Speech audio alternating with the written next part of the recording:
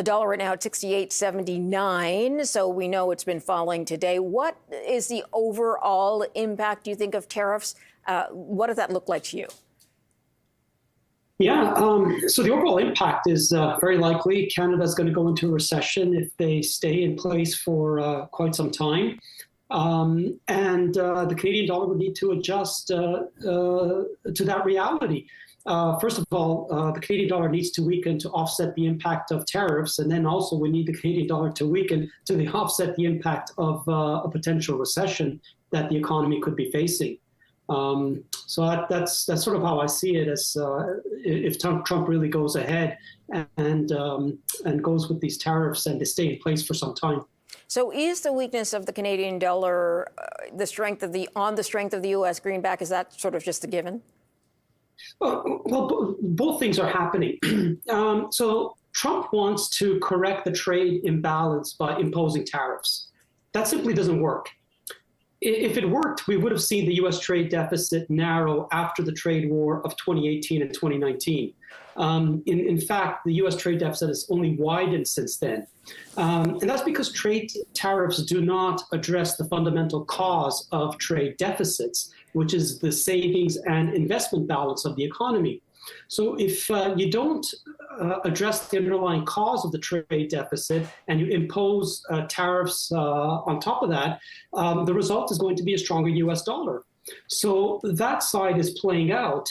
So obviously it's Canada versus U.S. So as the U.S. dollar strengthens, the Canadian dollar is going to look a lot weaker. But at the same time, it's also going to be a weak Canadian dollar story if the Canadian economy is going into recession. So both sides of the equation are going to be working to weaken the Canadian dollar. Okay, so Harvinder, factor into me also the fact that there could be a wider global impact, right? China's involved with tariffs. We know the tariff on China is going to go up as well tomorrow. Again, that's coming from Donald Trump. This is North American wide. So we have Mexico.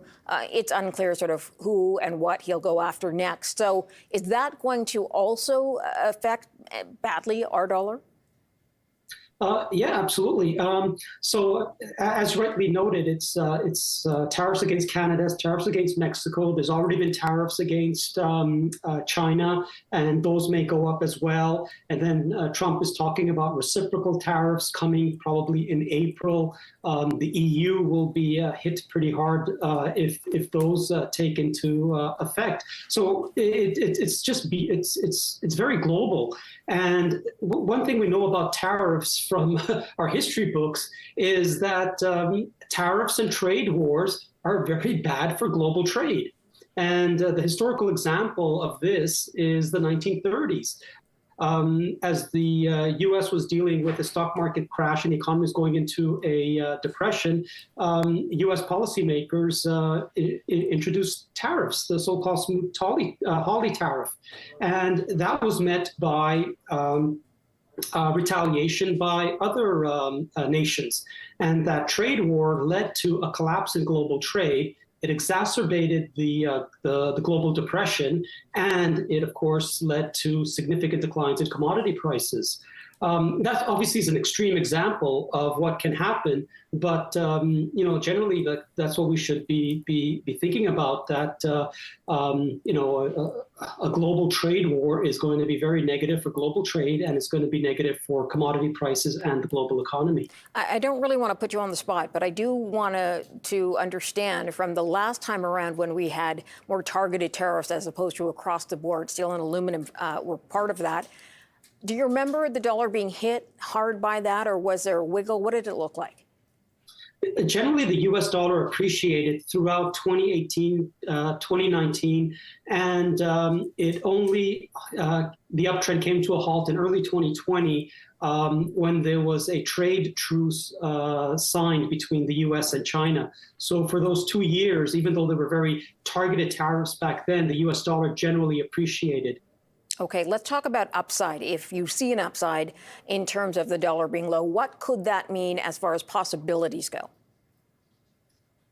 Well, the main thing about currencies is they are a buffer.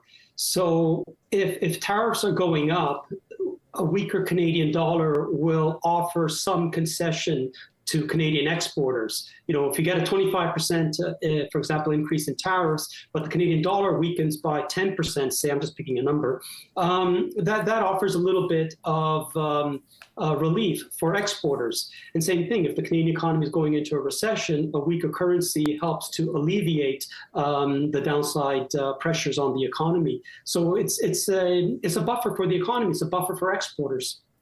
Where do you see things? I mean, I'm asking you to do the crystal ball thing. I appreciate that. But where do you see the loonie sort of settling in? If these tariffs, well, we know the tariffs are going to take effect.